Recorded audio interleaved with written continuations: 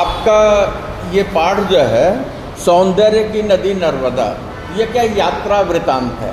जैसे कहीं हम यात्रा पे घर से जाते हैं पिकनिक पे यात्रा पे, तो जब हम यात्रा पे जाते हैं ऐसी स्थिति में वहाँ का वातावरण कैसा है, हम कैसे गए, हमने क्या देखा, वहाँ का इतिहास क्या, वहाँ का संस्कृति क्या है, उस पर चर्चा चलती है। तो एक नर्मदा नदी है जो कहाँ पर मध्य प्रदेश में है, और नर्मदा जो है बहुत ही पवित्र नदी मानी जाती है। किसके लिए? जैसे गंगा नदी है कि नहीं, गंगा को कहते हैं कि वो हमें सारे पापों से मुक्त कर देती है। वैसे नर्मदा के संदर्भ में भी मध्य प्रदेश के लोगों का या दक्षिण के लोगों का वही आस्था और विश्वास है। और नर्मदा नदी कैसी है? तो बहुत ही सुंदर है कि नहीं। तो यहाँ अमृतलाल बेगड़ जो कि इस पाठ के लिखने वाले हैं, वो किसके लिए निकले हैं? नर्मदा की परिक्रमा के लिए। ठीक है। तो जैसे गंगा में स्नान से मुक्त की बात की जाती है, लेकिन नर्मदा नदी के संदर्भ में ऐसा कहते हैं कि अगर नर्मदा नदी की उद्गम से लेके जहाँ वो समाप्त होती है, जीवन में एक बार उसकी यात्रा कर दी जाए तो हम मुक्त हो जाते हैं। तो अमृतलाल बेगड़ जो है वो करते क्या है कि लगभग 4000 किलोमीटर की लंबी जो है वो पद यात्रा करते हैं। किससे करते? नर्मदा के किनारे किनारे किनारे। और इस पदयात्रा में वहाँ का जो प्राकृतिक सौंदर्य है, उसका जो महत्व है, वो उसको बताते हुए चलते हैं। तो इनकी यात्रा जो है शुरू होती है, मतलब ये यात्रा एक दिन में इन्होंने नहीं किया, समय समय पे। तो ये वाली जो यात्रा है सौंदर्य की नदी नर्मदा, दरअसल इन्होंने जो ये 4000 किलोमीटर की यात्रा की है, तो उस यात्रा में इन्होंने 3 किताबें लिखी हैं। एक किताब है सौंदर्य की नदी नर्मदा, दूसरी किताब है अमृतस्य नर्मदा, तीसरी किताब है तीरे तीरे नर्मदा। ठीक है, यहाँ कहीं दिया होगा। तो इस तरीके से लेखक जो है करता क्या है कि जो सौंदर्य की नदी नर्मदा है उसी का एक हिस्सा आपके पाठ्यक्रम में है। तो सुबह के समय जो विष्णुपुरी एक घाट है नर्मदा के किनारे का, लेखक वहाँ बैठा और इसका वहाँ के वातावरण का चित्रण करते हुए हमसे कहता है कि वातावरण गुनगुनी धूप है, बहुत अच्छा है। और वो कहता है कि विष्णुपुरी में नर्मदा कैसी हो जाती हैं, बहुत सक्रिय हो जाती है, दोनों तरफ चट्टानें हैं। और इसके बाद वो कहता है कि यहाँ से जब नर्मदा बहती है तो कहते हैं कि वो बहुत ही शांत है। तो सुदूर दक्षिण के केरल के जो है कौन थे? शंकर थे, शंकराचार्य। तो कहते हैं कि शंकराचार्य शंकर जो है उनके जो गुरु थे, यहाँ जो गोविंदपाद के आश्रम में रह करके शंकराचार्य ने क्या किया? उनसे दीक्षा ली। ठीक है। वो आदिगुरु शंकराचार्य का जो संबंध है वो किससे है? नर्मदा के किनारे स्थित 12 ज्योतिर्लिंगों में एक ओंकारेश्वर से है। तो वो उसी के किनारे है। तो कहते हैं कि आज भी वहाँ जो है बहुत से आश्रम बनते चले जा रहे हैं। इसका मतलब शिक्षा का केंद्र रहा है। फिर आगे चलिए, कहते हैं जब हम आगे बढ़ते हैं तो यहाँ जो ये कहते हैं कि बहुत से विद्यार्थी, बहुत से घुमंतु परिव्राजक, ऋषि मुनि संत, शिक्षा लेने वाले लोग यहाँ आते हैं, धर्म पर विचार करते हैं, यहाँ की पवित्रता के ऊपर विचार करते हैं। तो इस तरीके से लेखक आगे बढ़ता है। कहता है कि नर्मदा की एक धारा है जो कि ओंकारेश्वर मंदिर के पीछे से जाती है। ठीक है। और दूसरी जाकर जो है वो कावेरी नदी में मिल जाती है। तो कहते हैं कि लेखक जो देखिए कैसे विचार करता है। कहता है कि यहाँ जो है जो 2 धाराओं में बटी, तो कहता है कि जैसे दोनों नदियों में उनको बहन का संबंध जोड़ा कि उनमें अनबन हो गई, तो इसके लिए दोनों 2 रास्ते निकल गए। कहते हैं फिर दोनों जो है मिलते हैं। कहाँ मिलती है? जहाँ ओंकारेश्वर का टापू खत्म होता है, वहाँ पर नर्मदा दोनों फिर आकर के नर्मदा और कावेरी वो मिल जाती है। ठीक है। तो कहते हैं कि असली कावेरी का संगम जो है वो बाद वाला है, पहला वाला नहीं है। ठीक है। तो इस तरीके से पहले आगमन के साथ जो है यहाँ लेखक ने बहुत ही अच्छी जो है कल्पना वो हमारे सामने रखी है, और वहाँ जिसे कि वो देख रहा है कि नहीं। बात आगे बढ़ती है। तो कहते हैं कि अब दूसरी बार नर्मदा की यात्रा के लिए लेखक वही विष्णुपुरी आके बैठा है। तो यात्रा के लिए जब निकल रहा कि इनके साथ इनके 2 परिचित हैं जो कि वहीं पे मिलने वाले थे, अनिल और श्यामला। ठीक है। तो ऐसी स्थिति में ये कहते हैं कि अनिल और श्यामलाल कि आप जब कैसे आइएगा, पुल से आइएगा, मतलब सड़क मार्ग से आइएगा। ये कहते हैं कि नहीं, वहाँ आने के लिए सड़क से नहीं जाएंगे बल्कि नर्मदा के किनारे किनारे जाएंगे। ठीक, आगे चलें, समझ में आ रहा है? देखिए हम लोग भी यात्रा करते चले जा रहे हैं, तो ये कहते हैं किनारे किनारे जाएंगे। अब ये दोपहर के समय जब निकलते हैं तो सूरज की तेज रोशनी के कारण जो है होता क्या है कि दोनों तरफ जो चट्टानें हैं वो संगमरमर की हैं, सफ़ेद, ठीक है। तो वो चट्टानें क्या होती, गर्म हो जाती हैं।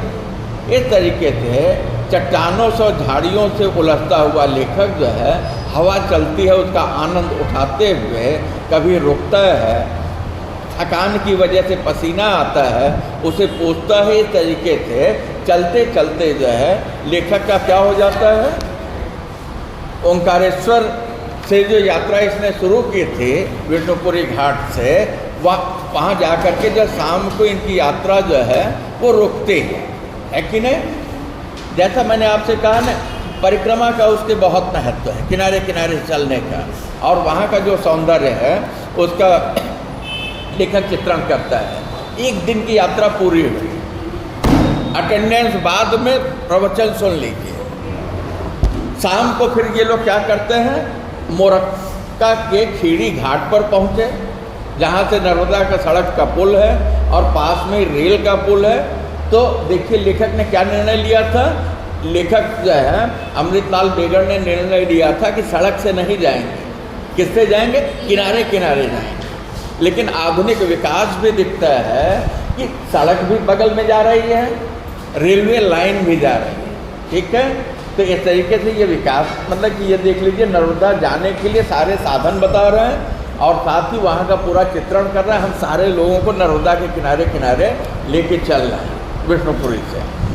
अब सुबह सुबह जब उठे तो पता चलता है कि यहाँ जा खेड़ी घाट में तो सुबह के समय तो सूर्योदय होगा, सूर्योदय होगा तो सुबह होगी।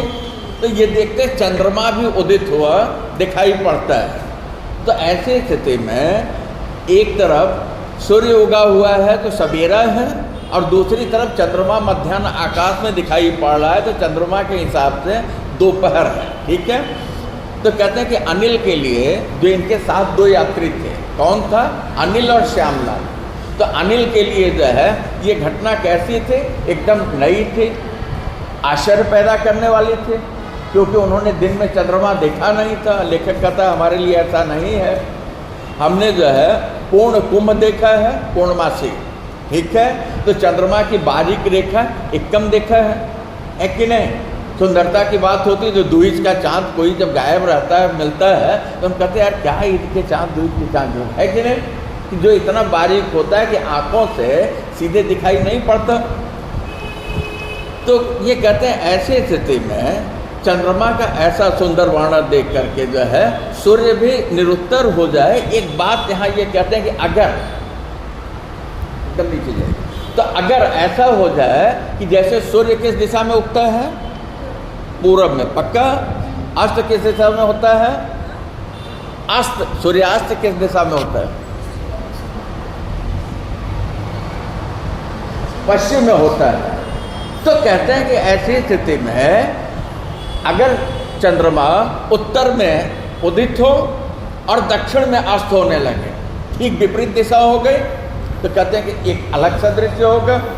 बात आगे चलती है, एक दिन की यात्रा खत्म हो गई है, ध्यान दीजिए, दूसरे दिन सुबह के समय अब फिर इनकी यात्रा शुरू हो रही है। तो कहते हैं कि यह रास्ता आसान है, यहाँ झाड़ी खत्म होती है, रात गोमुख बावड़ी में रहे, ठीक है। इस तरीके से यहाँ जो है ये मोरटक्का से पूरा दिन बिता दिया। कहते अब रात गोमुख बावड़ी में रहे, 2 दिन की यात्रा कर लिया, ठीक है। फिर लेखक आगे बढ़ता है, सुबह चल पड़े। तो थोड़ी देर में लेखक जो है कांकरिया पहुंचा, तो वहाँ जो है एक धर्मशाला मिली। धर्मशाला कैसी थी, खंडहर की तरह थी। ऊपर क्या नहीं था, छप्पर, मतलब ऊपर से छाया हुआ नहीं था। और जो उसकी खिड़कियाँ थी बेटा वो कैसी थी, उसमें पल्ले नहीं थे, लकड़ियाँ नहीं थी, केवल जो है फ्रेम था, तो ये फ्रेम में से देखते हैं तो सामने क्या दिखाई पड़ता है कि पनिहारी ने पानी भरने वाली महिलाएं, ठीक है, पीने के लिए, जैसे पानी मुंबई में परेशान रहते हैं लेकिन नर्मदा का पानी पवित्र होता है, शुद्ध होता है, तो वहाँ के लोग वो पानी पीते हैं। तो कहते हैं कि ये पनिहारी ने जो पानी भर रही थे तो उनके जो विभिन्न तरह के कपड़े थे, ऐसा लग रहा था कि रंगीन टेलीविज़न वो देख रहा हो, ठीक है। ये यात्रा जो तीसरे दिन की इनकी शुरू है, मतलब वहाँ ये रुके हुए हैं और ये देख रहे हैं, ठीक है। तो कहते हैं अब ये तो एकदम क्लोजअप में, मतलब नज़दीक से थे, लेकिन जो लेखक कहता है कि जब दूर से देखा तो पता चला कि टिमटिमाती हुई वो बत्तियों जैसी दिखाई पड़े। कहते दोपहर को फिर ये लोग जो है तीसरे दिन की यात्रा में रावेर पहुँचे। तो रावेर में क्या, तो कहते हैं पेशवा का स्मारक है। अरे यार ये देख लीजिए, ये यात्रा में निकले हैं तो नर्मदा का चित्रण करना चाहिए।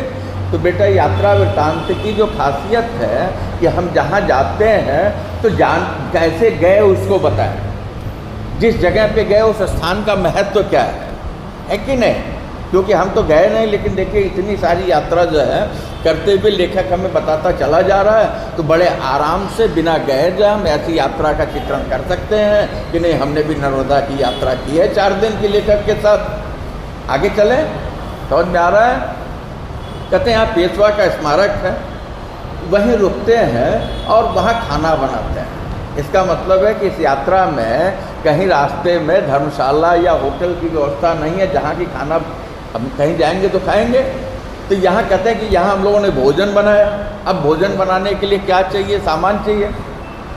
तो हो सकता है कुछ सामान रख लिया हो, लेकिन भोजन पकाने के लिए क्या चाहिए, लकड़ियाँ चाहिए, ईंधन चाहिए। तो कहते हैं कि यहाँ ईंधन की कोई कमी नहीं थी, लेकिन लकड़ी मिलना जो है इन्हें मुश्किल हो गया।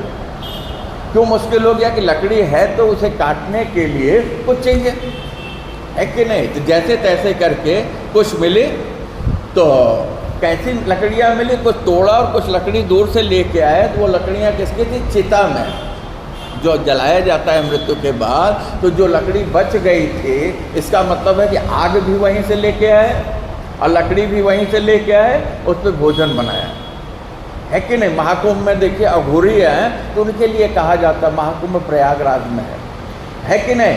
तो ये चिता की लकड़ी से श्यामलाल ने, अनिल ने और बागर जी ने क्या किया, भोजन बनाया। कहते हैं अब शाम हो गई, तो शाम को ये लोग जो है बकावा पहुँचे। तो वहाँ जब पहुँचे तो नदी के किनारे जो इन्हें एक चबूतरा का मिला। तो यहाँ इन लोगों ने क्या निर्णय लिया, देखिए नदी छोड़ नहीं रहे, किनारा छोड़ नहीं रहे। ऐसे जो यात्री होते हैं वो कभी भी अपनी मंजिल नहीं छोड़ते, जैसा मैंने आपसे कहा, क्योंकि ये पूरी की पूरी यात्रा पूरी कर लेंगे तो ऐसी मान्यता है कि मुक्ति मिल जाएगी, है कि नहीं। तो यहाँ जो चबूतरे पर इन्होंने जो विश्राम किया, आराम किया। और कहते हैं कि यहाँ से फिर नर्मदा की जब चर्चा चलती तो कहते हैं नर्मदा जो है सड़क नर्मदा के मध्य चली गई थी, बीच से सड़क पार हो गई, ठीक है। कहते हैं यहाँ जो है पानी भरने के लिए अच्छी जगह थी। तो पानी भरने के लिए अच्छी जगह थी, तो पानी भरने वाली देखिए अभी दूसरे दिन मिली थी। इसका मतलब कि मध्य प्रदेश के लोग पीने के पानी का उपयोग जो नर्मदा के पानी का करते हैं, कितना स्वच्छ पानी होकर, है कि नहीं। और आज तो जब हम कहीं का पानी पी ले अगर बिना बिस्लेरी के बाहर का, तो तुरंत जांडिस हो जाएगी, 25 तरह की बीमारियां जो तुरंत पेट में दौड़ के चली आएंगी।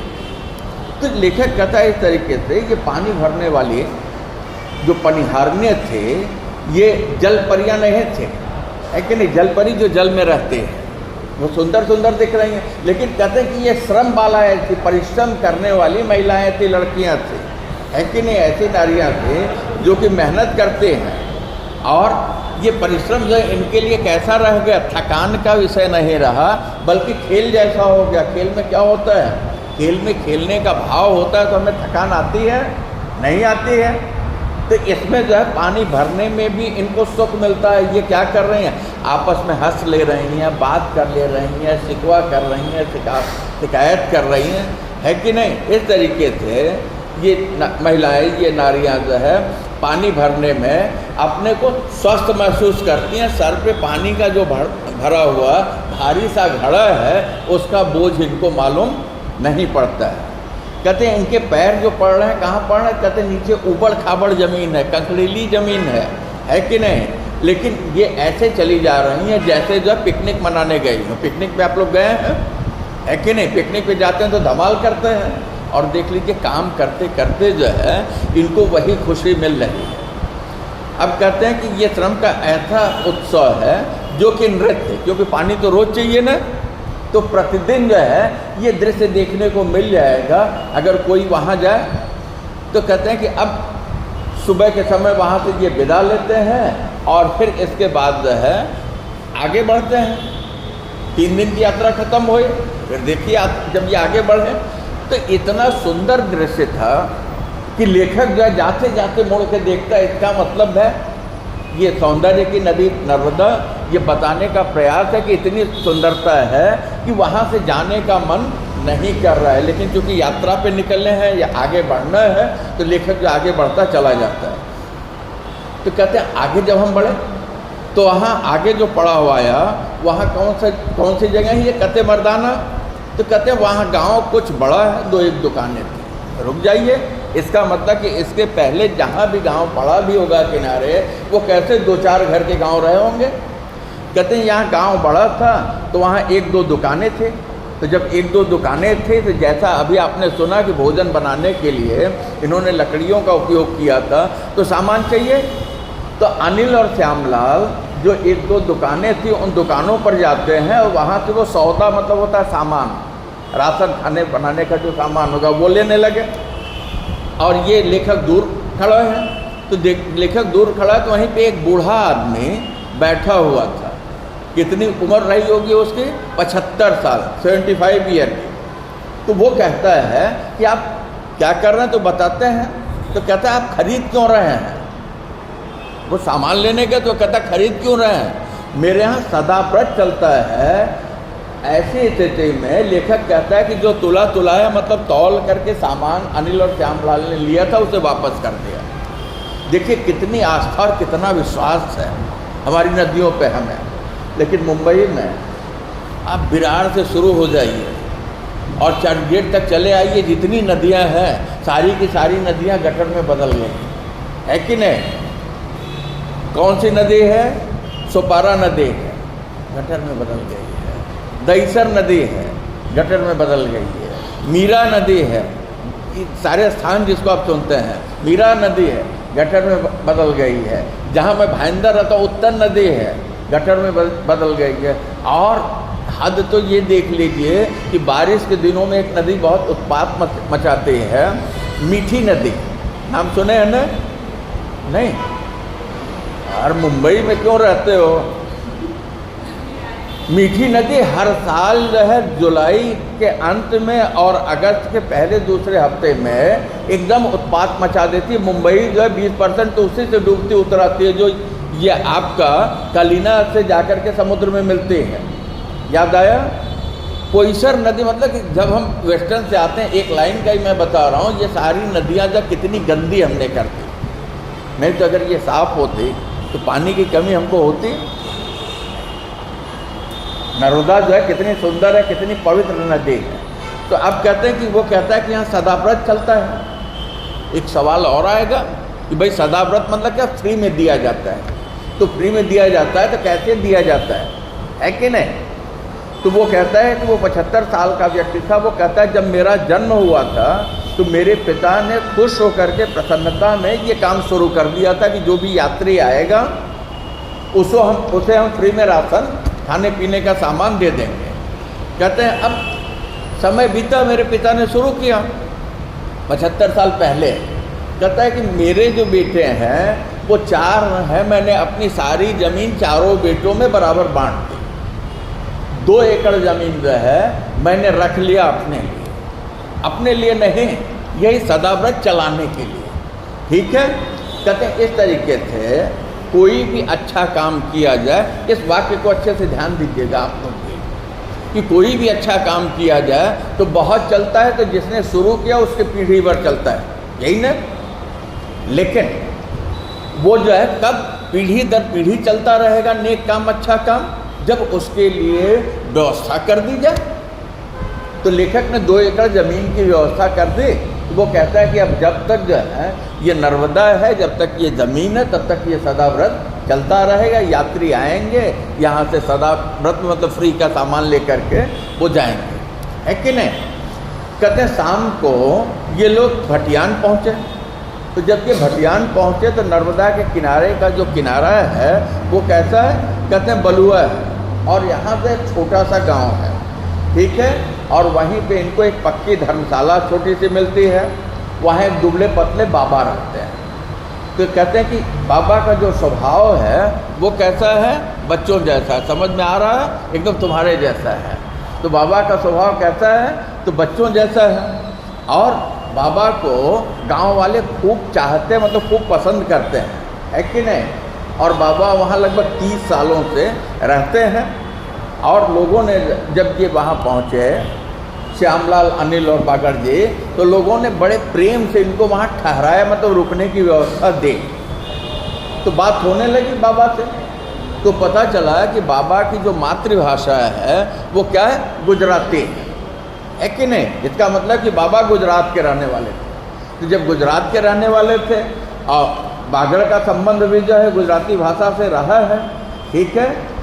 जबकि वो पैदा हुए थे जबलपुर में, तो वो गुजराती में उनसे बात करने लगे। तो जब बात होने लगी तो ऐसा लगा कि जैसे बाबा जो है अब वो अपने संतई को, अपने महात्मा होने की बात को कुछ समय के लिए भूल गए, है कि नहीं। कितने समय के लिए, जितनी देर लेखक साथ रहा, गुजराती में बात होने लगी।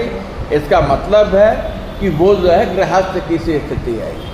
क्योंकि बेटा कोई संत या महात्मा पहली बात वो अपना गांव कहाँ पैदा हुआ नहीं बताता, अपने जीवन के विषय में जल्दी वो नहीं बताएगा। इस बात को आप जान लीजिएगा।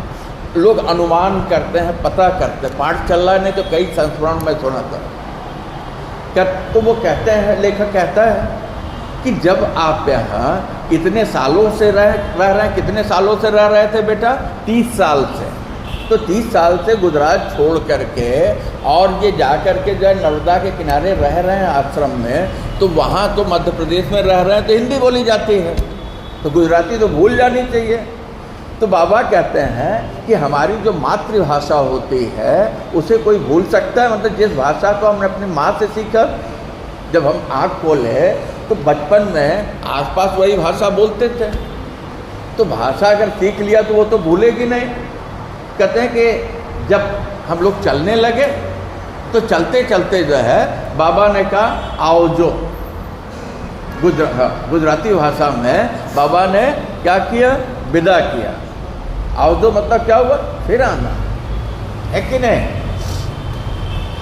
तो इस तरीके से इनका अगला पड़ाव जो था कहाँ पड़ा, तो कहते हैं अगला पड़ाव हमारा जो है मरकटी तीर्थ में पड़ा। चौथे दिन की यात्रा पर हम लोग चलने लगे। खोल लिया, ओपन किया है ना, मैंने भेजा है। जो दयानंद का PDF अभी भेजा, उसी में एकदम नीचे चले जाइए तो सौंदर्य की नदी नर्मदा मिलेगी। जितना आपके लिए मैं कॉन्शियस रहता हूँ, अपने लिए आप हो जाए तो ज़िंदगी कैसी हो जाए, सुधर न जाए, ज़िंदगी बदल जाए। सुधरेगी तो उसकी जो बिगड़ा हुआ होगा, आप लोग बिगड़े नहीं हो, केवल आपको बदलना है। कैसे बदलना है, बस आसपास आप कॉन्शियस हो जाइए, सावधान हो जाइए, काम खत्म, है कि नहीं। तो कहते हैं कि ये मरकटी तीर्थ जो है 115 नंबर पेज नंबर है। तो निर्जन एकांत में वेदा और नर्मदा के संगम पर एक मंदिर है, ऊंचे टीले के ऊपर जो है, कहते हैं उसी में रहे। तो मंदिर में भी एक पुजारी मिला और उसकी माँ मिली। पुजारी के माँ ने से बात हुई तो वो बताते कि आज से 30 साल पहले अचानक यह लड़का घर छोड़कर चल दिया था। वहाँ पर बहुत ढूंढा, मिला नहीं। बहुत दिनों के बाद तो लड़के की चिट्ठी आई। क्या चिट्ठी आई? ये चिट्ठी आई कि वो नर्मदा की परिक्रमा पर निकला है। तो नर्मदा की परिक्रमा पर, जैसा मैंने कहा ना कि प्रायः मध्य प्रदेश में रहने वाले लोग या उत्तर भारत के लोग नर्मदा आते हैं और उसकी पूरी एक परिक्रमा जो है वो करते हैं, ठीक है। तो उसने चिट्ठी भेज दी। तो माँ ने सोचा कि परिक्रमा पूरी हो जाएगी तो बेटा घर लौट आएगा। लेकिन वहाँ का जो वातावरण था आध्यात्मिक और धार्मिक, बेटे के दिमाग में बैठ गया और उसने किया क्या, परिक्रमा करते करते जो है योग धारण कर लिया, संन्यास धारण कर लिया, गेरुआ रंगा लिया। तो लौटने का सवाल ही नहीं है ना। जब सन्यासी हो गए तो फिर तुम लौट के आएंगे, क्योंकि घर लौट के आए तो माया मोह बंधन है। पिता है, माँ है, बहन है, भाई है, खाना है, पीना है, नौकरी है, पढ़ाई है, और वहाँ तो कुछ भी नहीं चाहिए। तो माँ बताती है कि जब ये 15 साल का था तो मैंने इसकी शादी कर दी थी। जिससे शादी की थी उसके पिता ने 7 साल तक इसका इंतज़ार किया, और जब ये नहीं लौटा तो उसने उम्मीद छोड़ दिया और उसका विवाह दूसरी जगह कर दिया। तो माँ कहती है लेकिन जब वो लड़की जिसका विवाह दूसरी जगह उसके पिता ने किया, उसके साथ मेरी ममता आज भी है, क्योंकि उसका तो दोष नहीं था, इसने संन्यास ले लिया, है कि नहीं। गौतम बुद्ध हो गए, लेकिन एक बार भी उन्होंने विचार नहीं किया कि यशोधरा के साथ क्या होगा, राहुल के साथ क्या होगा। राहुल कौन है? गौतम बुद्ध का उनका पुत्र है, रात में सोते हुए छोड़ के गए थे। तो फिर चूल्हे की आग ठीक करते हुए अपना कहना जारी रखा माँ ने। यहाँ एकांत है, पास में कोई गांव नहीं है, मैं और मेरा बेटा यहाँ हम 2 लोग रहते हैं। दिन में तो पूजा पाठ में लगे रहते हैं, लेकिन जब रात होती है तो क्या होता है, यहाँ अच्छा नहीं लगता। देखिए एकांत भी बहुत बढ़िया है, लेकिन एकांत भी क्या करने लगता है, कभी कभी वो भी हमें काटने लगता है, खाने लगता है, हम डरने लगते हैं, परेशान होने लगते हैं, है कि नहीं। तो लेखक कहता है देखिए यात्रा कर रहा है अपना, अब बताता चल रहा है नर्मदा के किनारे का जो परिवेश है। तो वो कहता है कि बेचारी माँ, उसके मन के 2 टुकड़े हो गए। एक हिस्सा तो बेटे के पास है और दूसरा हिस्सा कहाँ है, कहते दूसरा हिस्सा घर पर है कि नहीं। माँ तो दुनियादारी वाली है। तो इस तरीके से ये लोग जब बाहर खुले में सोए, रात में सोना ही है। तो ये कहते हैं कि वहाँ आकाश साफ था और रात बहुत ही सुहानी थी, अच्छी थी। तो सुबह चल दिए यहाँ से, तो ये 5वें दिन की यात्रा पूरी हुई। तो ये 5वें दिन जब चलते हैं तो दोपहर तक जो है ये लोग जो है नावड़ा टोडी पहुँचे। तो यहाँ रानी अहिल्याबाई, नाम सुना है?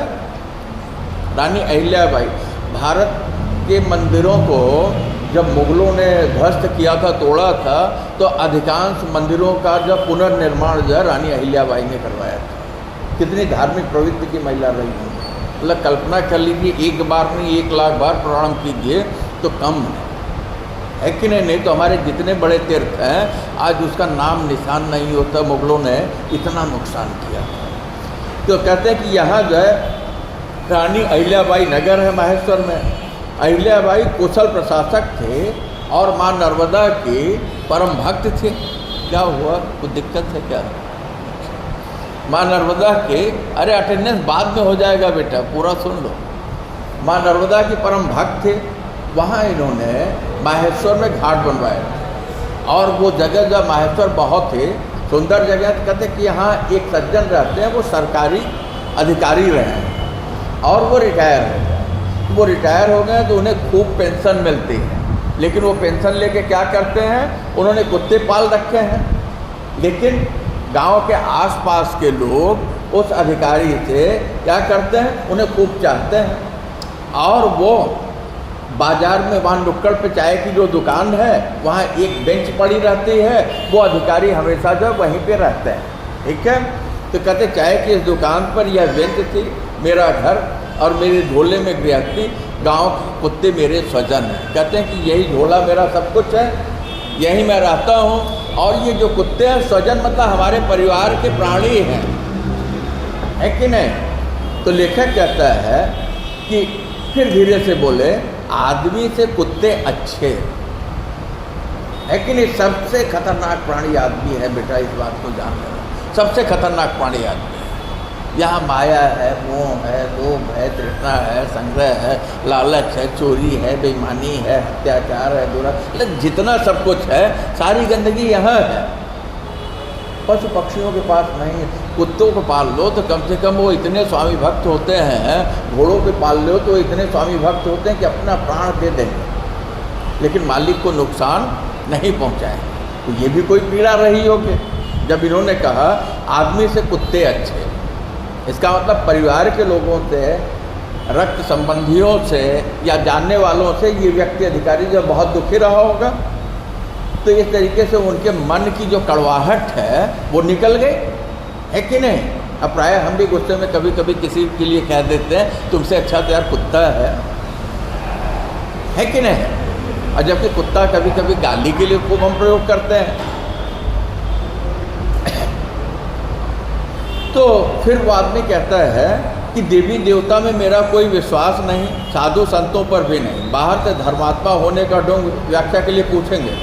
धर्मात्मा होने का ढोंग रखने लोगों को ऊपर से नीचे तक गंदगी में डूबा हुआ देख चुका हूँ। बस एक नर्मदा को मानता हूँ, मुझे वह हर घड़ी दिखनी चाहिए। बरसात में बाढ़ का पानी जब इस बेंच को छूता नहीं तब तक मैं यहाँ से नहीं जाता। नर्मदा के बिना मैं नहीं रह सकता। तो वो अधिकारी, वो व्यक्ति कहता है कि ऐसा है कि मेरा विश्वास किसी भी देवी देवता में नहीं है। कुछ बड़ा घटित हुआ होगा तो इतना बड़ा नास्तिक हुआ होगा, है कि नहीं। कोई जो नास्तिक इतनी जल्दी नहीं होता। बड़ा सवाल है। कुछ ऐसा गलत हुआ होगा जिसकी वजह से दिल पे चोट लगी होगी कि देवी देवता ने जो है ऐसा नहीं किया तो नास्तिक हुआ होगा। जैसे महर्षि दयानंद, पाठ पढ़ा है ना, क्या घटना थी। महाशिवरात्रि को क्या हुआ था बताओ।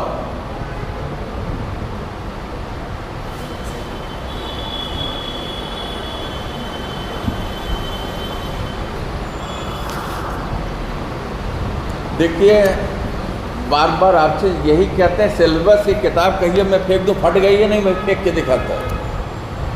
इसका पेज फट गया है, फिर इसके बाद तो जब पाठ में से जाने लगेगा। सिलेबस का मतलब कुछ नहीं। एक परीक्षा देंगे, 4 क्वेश्चन 3 क्वेश्चन लिखेंगे, काम खत्म। सिलेबस का मतलब होता है आपकी आँख खुले रहे, आपके कान खुले रहे, है कि नहीं। आपकी चेतना जागृत रहे, कभी भी दिमाग सोए न। अभी 2-3 पाठ पहले मैंने दयानंद पढ़ाया और ये बताया कि शिवरात्रि के दिन चूहा आता था, लड्डू खाता था, चला जा रहा था। उन्होंने अपने पिताजी से पूछा, कोई सही उत्तर नहीं मिला कि भाई शिव जी अपना लड्डू नहीं बचा पा रहे हैं तो आखिर वो कैसे हमको बचाएंगे। उनके बाल मन पे एक प्रभाव पड़ा तो वो सत्य के और तथ्य की खोज में निकल गए। वो भी जैसे ये व्यक्ति कह रहा है, वो भी जहाँ भी जाते पता चलता कि सही गुरु नहीं मिलता, मतलब उनके प्रश्न का उत्तर नहीं मिलता। बहुत से लोग प्रश्न लेकर के महाकुंभ इस समय प्रयागराज पहुँचे हैं। जैसे यहाँ चर्चा चल रही है कि नहीं, सौंदर्य की नदी नर्मदा शुरू ही मैंने कहा वो पतित पावनी है। एक से एक दैवी और आध्यात्मिक शक्तियाँ वहाँ आई हुई हैं। तो वो कहता है कि ऐसा है कि देवी देवता में मेरा विश्वास नहीं है।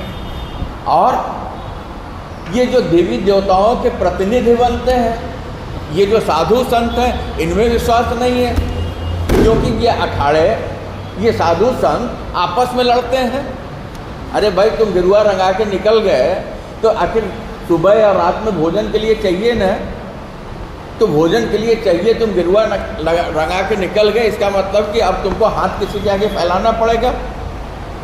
जिस माया को छोड़ के निकले वही अगर तुम मांग रहे हो तो फिर निकलने का कोई मतलब नहीं। और अगर कहीं ठिकाना मिल गया तो पता चलेगा कि वो वहाँ उस मंदिर पे, उस धर्मशाला पे, उस मठ पे वो कब्जा करना चाहेंगे। और उसके लिए आपस में क्या होती है, मारपीट भी होती है, खून हत्या भी होता है। अभी टीवी देख रहे होंगे तो पहला स्नान निरंजनी अखाड़ा ने किया, 13 अखाड़े आए हुए हैं। वहाँ भी वर्चस्व की लड़ाई है कि जो पहला स्नान करेगा वो श्रेष्ठ है, जो अंतिम स्नान करेगा। पहले 12 अखाड़े थे, अभी जो किन्नर अखाड़ा एक हुआ है, जो अंतिम स्नान करेगा वो जो है सबसे कमज़ोर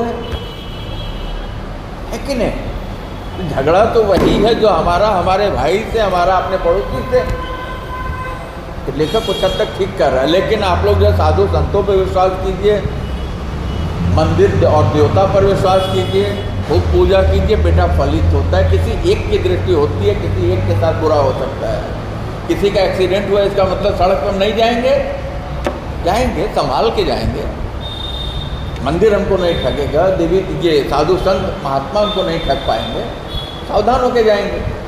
कहता है कि ये जो धर्मात्मा है, ये लोग क्या करते हैं, ये लोग ढोंग करते हैं और नीचे से ऊपर तक गंदगी में डूबा हुआ इनको पाया। तो मैं किसको मानता हूँ? एकमात्र नर्मदा को मानता हूँ, मतलब प्रकृति को, है कि नहीं? हमारे पास बेटा जब कोई देवी देवता नहीं थे, वेदों में किसी देव की चर्चा नहीं मिलती, हम प्रकृति की आराधना करते थे, है कि नहीं? पंडित जी पूजा करते हैं, मंत्र बोलते हैं, आप क्या बार बार आपने सुना होगा, क्या कहते हैं? धौ शांति अंतरिक्ष, शांति पृथ्वी, शांति राप, शांति औषधेय, शांति वनस्पति है। अब देवी देवताओं का नाम नहीं लूँगा क्योंकि ब्राह्मणों बहुत आस्था है अपने धर्म पर, है कि नहीं? लेकिन वो किसको शांत कर रहे हैं? उनको कर रहे हैं, क्योंकि प्रकृति से ही हमारा जीवन चलता है। तो हम प्रकृति की रक्षा करेंगे, प्रकृति हमारी रक्षा करेंगे। धर्मो रक्षत रक्षित है, जो हमारे यहाँ कहा गया है कि नहीं, कि हम धर्म की रक्षा करेंगे तो धर्म हमारी रक्षा करेगा। हमारा विश्वास होगा तो फलित होगा। कहते हैं यहाँ तो गंदगी व्याप्त है, तो मैं केवल नर्मदा को मानता हूँ और हर घड़ी मुझे माँ नर्मदा दिखनी चाहिए। मतलब वो व्यक्ति नर्मदा छोड़ करके नहीं जाता। कहता है जब नर्मदा में बाढ़ आती है और नर्मदा का पानी इस बेंच पर आ जाता है तो ही मैं यहाँ से छोड़ के जाता हूँ, नहीं तो मैं यहाँ से हटता नहीं। इसका मतलब पानी जैसे ही घटता होगा वो अधिकारी वहाँ आ करके उसी बेंच पे बैठ जाता होगा और हमेशा जो 24 घंटे माँ नर्मदा को देखता होगा। तो वो बताता है जैसे ये परिक्रमा कर रहे हैं, तो वो कहता है कि यहाँ के लोगों ने हमें बहुत प्यार दिया है और जब मैं मरूँगा तो मेरी जो शव यात्रा निकलेगी उस शव यात्रा में इतना प्यार लोगों ने दिया कि इतने लोग होंगे कि किसी नेता की शव यात्रा में भी नहीं होंगे। तो कहता है लेकिन मुझे दुख इस बात का है कि जो मेरी शव यात्रा निकलेगी और इतने लोग रहेंगे उसे देखने के लिए मैं जिंदा नहीं रहूँगा। ये बताने का प्रयास था कि ऐसे यात्री जाते तो कैसे जो है वहाँ के वातावरण में वो स्वयं मिल जाते हैं। जैसे दूध में पानी को मिला दो तो क्या हो जाता है? दूध हो जाता है कि नहीं? दूध में पानी को मिलाओ तो पानी नहीं होता। उत्तम गुण नर्मदा के पास गए तो कैसे हो गए? नर्मदा जैसे हो गए। तो सुबह सुबह जो है सहस्त्र धारा जो है इन्हें देखने की इच्छा हुई तो ये सहस्त्र धारा की तरफ जब चल पड़े हजार, तो कहते हैं हजारों पतली पतली धाराएं जो नीचे चली आ रही हैं बटी हुई, और वही धाराएं पतली एक जगह इकट्ठा होती हैं तो फिर नर्मदा माँ नर्मदा बन जाती हैं। तो कहते हैं इस तरीके से ऐसा लगता था कि जैसे कपड़े बुने जाते हैं ताने बाने में, वैसे ही ये धाराएं एक दूसरे को काटती हुई नीचे की तरफ बहती चली जाती हैं। आगे बढ़ते हैं तो अब ये कहते हैं कि ऐसा है कि जब हम आगे बढ़े तो पता चला कि यहाँ हमारे पास एक शब्द है, हाँ, धारा जो है तो एक जगह जो धुआंधार जल प्रपात है जबलपुर में, बहुत फेमस है, लोग देखने के लिए जाते हैं। तो लेखक कहता है कि ऐसा है कि ये देखिए जिस शब्द को या स्थान को कैसे वो करता है। वो कहता है कि ये जो धुआंधार है, ये धार है, ये धार भी किससे बना है? धारा से बना है। क्योंकि अगर ये सहस्त्र धाराएं एक जगह आके नहीं मिलती और ऊंचाई से वो पानी नहीं गिरता, ऐसी स्थिति में धुआंधार नहीं होता। बेटा उसको मैंने देखा है, पानी इतनी ऊंचाई से गिरता है कि लगता पानी नहीं है बल्कि ऊपर से स्वर्ग से चांदी गिर रही हो, या जैसे सफ़ेद रंग का धुआं कुहासा छा जाता है वैसा वहाँ दिखाई पड़ता है। पानी गिरने की वजह से वो झीनी झीनी बूंदें जो है हवा में बिखरी होती है। तो देखिए कैसे शब्दों से खेल करके उसने धुआंधार के महत्व को भी बताया, एक शब्द के अर्थ को भी बताया। कह रहे हैं कि अब धूप तेज होने लगी, जैसा शुरू में मैंने कहा कि वहाँ के जो पत्थर हैं वो किसके? संगमरमर के हैं। जरा सा भी धूप पड़ेगी तो वो कैसे हो जाएंगे? वो गर्म हो जाएंगे। और जैसे ही चंद्रमा की शीतलता होगी तो वो कैसे हो जाएंगे? ठंडे हो जाएंगे, है कि नहीं? कहते हैं इस तरीके से ये लोग आगे बढ़े तो धूप जो तेज बढ़ गई और आगे का मार्ग कैसा था? कहते हैं और कठिन हो गया, क्योंकि चारों तरफ चट्टाने ही चट्टाने हैं, तो इस तरीके से अभी ये आगे बढ़े कि ढालखेड़ा में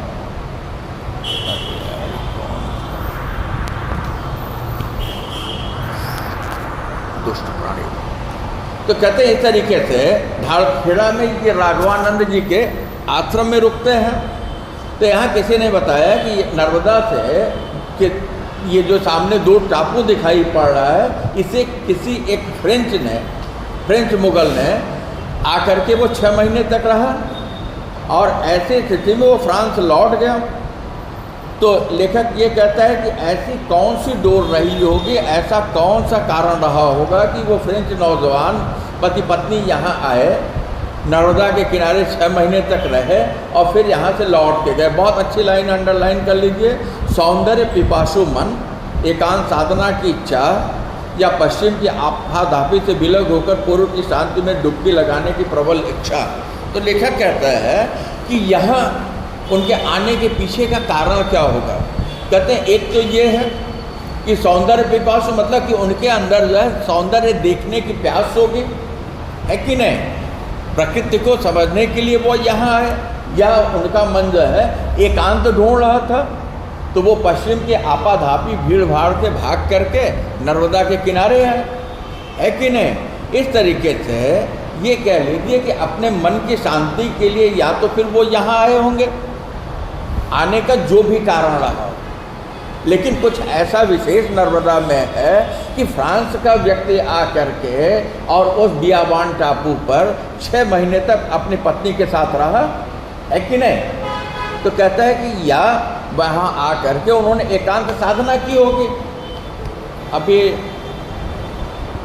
नाम स्लिप कर रहा है, किसी बड़ी कंपनी का CEO जो है, शायद ये गूगल का या फेसबुक का, उसकी पत्नी आई है और वो कल्पवास कर रही है प्रयागराज में जो महाकुंभ है, और एक की चर्चा नहीं है, मतलब पूरे विश्व से लोग आए हैं। और आने के पीछे कुछ लोगों का आकर्षण है कि मेला बहुत सुंदर है, कुछ लोग आए हैं कि जीवन से मुक्ति के लिए, मतलब सबकी अपनी अलग अलग तलाश है। हर व्यक्ति जो वहाँ गया है सबकी अपनी तलाश और सबको मिलेगा, इस बात को आप जान लीजिएगा, क्योंकि उनकी आँखों में और उनके जेहन में जो होगा उस भीड़ में उनको वही दिखाई पड़ेगा। टीवी पे दिखाते होंगे तो किसी को रंग दिखाई देता होगा, किसी को भीड़ दिखाई देती होगी, किसी को नागा दिखाई देते होंगे, फिर किसी के दिमाग में ये आता होगा कि यार इतनी ठंडक में जहाँ इतने लोग बीमार हो जा रहे हैं, मर जा रहे हैं, 8 लोग कल मरे हैं, मर जा रहे हैं, ये बिना कपड़े के कैसे हैं, है कि नहीं। जब भी महाकुंभ पड़ता है, चाहे वो नासिक वाला हो, चाहे हरिद्वार वाला हो, या प्रयाग वाला हो, चाहे मध्य प्रदेश वाला हो, है कि नहीं, इतने नागा आते हैं फिर कहाँ चले जाते हैं, एक अनुत्तरित प्रश्न है। और इनका बेटा इनका योगदान स्वतंत्रता आंदोलन के पहले, ये 12वीं 13वीं सदी से शंकराचार्य ने जो गठन किया था, ये राजे रजवाड़ों के बुलावे पे उनके साथ अन्याय और अत्याचार होता था तो उनकी तरफ से युद्ध के लिए जाते थे। 16,000 नागा जो झांसी की रानी वाले युद्ध में मारे गए थे। जो चर्चा आती 16,000 जो चर्चा आती है कि एकाएक एक सेना आई और वो भिड़ गई अंग्रेजों से, तो वो यही नागा सन्यासी थे। फिलहाल वो दूसरा विषय होगा। तो कहते हैं इस तरीके से दोपहर हो गई, 7वां दिन हो गया। कहते हैं ये सार्थक संगम पर पहुंच गए।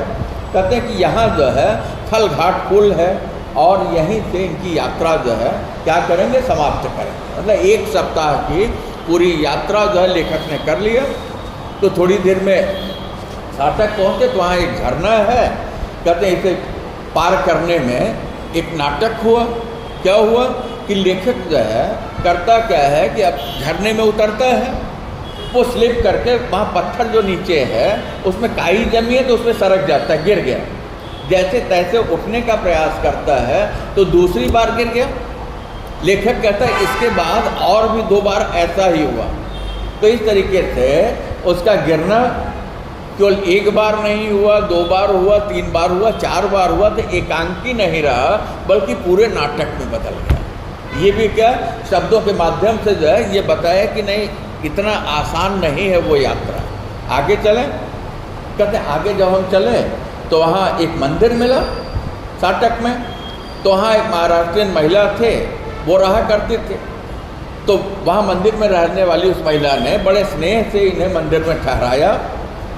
लेखक कहता है कि हमारी यात्रा जो है इस बार की वहीं पर समाप्त होती है और कल सुबह हम घर लौट जाएंगे और अगले साल फिर इसी जगह पर आएंगे और दशहरे के बाद जो यात्रा शुरू करेंगे। जैसा मैंने कहा यात्रा कितने किलोमीटर की है? 4000 किलोमीटर की है। तो 4000 किलोमीटर की यात्रा जो है एक दिन में तो पूरी होगी नहीं और कोई लगातार जो है निकलेगा नहीं। कुछ ऐसे भी यात्री हैं जो कि निकल गए, जो कि साधु सन्यासी हो के किनारे किनारे चलते चले जा रहे हैं। कहता है फिर अगले साल हम आएंगे। 3 किताबें लिखी जिसकी चर्चा शुरू में है, मैंने आप लोगों से की। तो इस तरीके से ये आगे जो है जब पढ़ने की बात करते हैं तो वो महाराष्ट्रियन महिला बताती है कि आगे सूलपान घाड़ी पड़ेगी। ये सूलपान घाड़ी जो पड़ेगी तो वो कहती है उसके विषय में आपने सुना है? पूरा पैराग्राफ बहुत ही मज़ेदार है। क्यों सुना, क्यों नहीं? कितने ही परिक्रमावासियों से कितनी ही बातें सुने हैं, अंत में परिक्रमावासी के पास बचा रहता है केवल लंगोटी और तुम्बी। लेकिन इन्हीं बातों ने हमारे अंदर झाड़ी के प्रति विशेष आकर्षण जगा दिया है। राजघाट से झाड़ी शुरू होगी, आपके पास यह जो सामान है ना इसमें से कुछ ना बचेगा, कपड़े और चश्मा तक उतार लेंगे। तो वो बताते हैं कि आगे जो है आप जो जाने की बात कर रहे हैं सूलपान में, तो वहाँ के विषय में आपने सुना है? कहते हैं वहाँ भील रहते हैं, जंगली रहते हैं और वो धनुष तीर लिए वह रहते हैं। वो क्या करते हैं? जो भी परिक्रमा करने वाला जाता है और किनारे किनारे है तो जाना ही पड़ेगा। कहते हैं जो भी जाता है उसका सारा सामान छीन लेते हैं, कुछ भी नहीं छोड़ते हैं। अगर कुछ बचता है तो कहते हैं कोई चश्मा वगैरह भी छीन लेते हैं। अगर कुछ बचता है तो मात्र इतना छोड़ते हैं जिससे तुम्हारे अंग ढके रहे। बहुत मुश्किल है कि नहीं? खतरनाक जगह है तो उसने सावधान किया। तो ये कहते हैं महाराष्ट्रियन महिला से कि ऐसा लंगोटी लगाकर रह लूँगा, लेकिन स्केच बुक ले ली, चश्मा ले लिया तो समझिए मेरे कवच कुंडल ही उतार लिए, नंगे बदन ठंड कैसे बर्दाश्त होगी। वो कहता है जाड़े का दिन, क्योंकि जब ये बात कर रहे हैं तो उस समय ठंडा रहेगा आने के लिए। तो कहते हैं कि ऐसा है लंगोटी लगा के तो रह लेंगे, उसमें अपने को दिक्कत नहीं होगी। लेकिन जो स्केच चित्र ये बनाते रहे, कहते हैं रेखा चित्र जिसको हम कहते हैं, तो कहते हैं ये जो स्केच रेखा चित्र बनाते रहे, अगर उन्होंने उसे छीन लिया या मेरा चश्मा छीन लिया तब तो मेरा कवच कुंडल छीन लिया। तो अगर इन दोनों चीज़ों को वो छोड़ देंगे और लंगोटी छोड़ देंगे तो हमें कोई दिक्कत नहीं है, नंग धड़ंग जो है। लेकिन इस समय जो ठंडक कैसे बर्दाश्त करेंगे? इसका मतलब वहाँ जाने का प्रोग्राम अब कब होना चाहिए? गर्मियों के दिन में होना चाहिए, लेखक लिखता है।